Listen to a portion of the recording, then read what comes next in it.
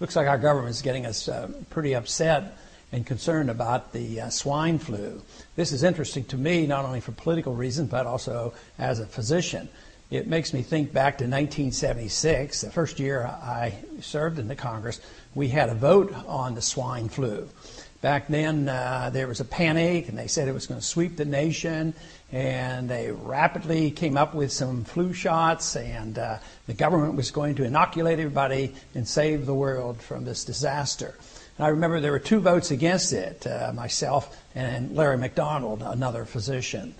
It turned out, though, that our instincts were correct. Not only did we object to it because we didn't think the government should be in the medical business and making these medical decisions, but it turned out that the instincts were absolutely right because the flu came and the flu went and 1 person died, except for those individuals who died from getting the flu vaccine. And over 25 people died just from getting the vaccine, and many got ill from it until finally they had to suspend the whole program.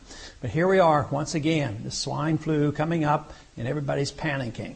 And this is not to downplay the seriousness. Some people have died, some people might die yet. We have had no deaths in this country, but there's 7 or 8 cases up in New York. None have even been hospitalized. And yet it's practically like we've been attacked by nuclear weapons. I mean, press conference over the weekend, prime item for the Department of Homeland Security. Now, how did the Department of Homeland Security get into the medical business?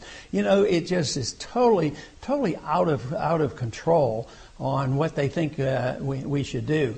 But, you know, trying to put this in a perspective, I checked to find out how many cases of tuberculosis we had last year. We had about 13,000 cases of tuberculosis. Now, that's a serious disease. And also, the last time they recorded the number of deaths in this country was in 2006, and there were 644 deaths from tuberculosis.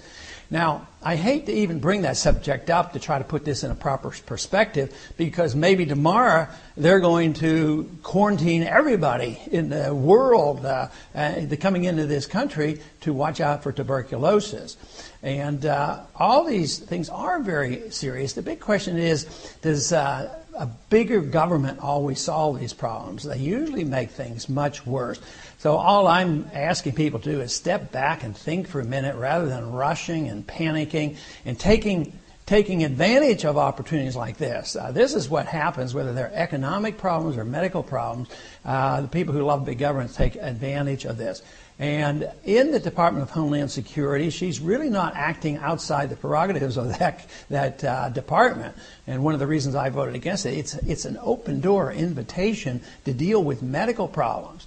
And, of course, the way I see medical care in this country is deteriorating and the costs are skyrocketing, mainly because we have had central economic planning in medicine now for 30-some years. It hasn't worked very well, so now we're about to embark on socialized medicine. But I just don't think that we need the government in this manner dealing with this problem in a hysterical manner. We ought to just sit back and think about it for a minute, and maybe we'll come to our senses. But certainly it isn't a responsibility of the Department of Homeland Security, even though technically they might have the authority. That, to me, is not something that should be turned over to that department. That is the medical care of this country.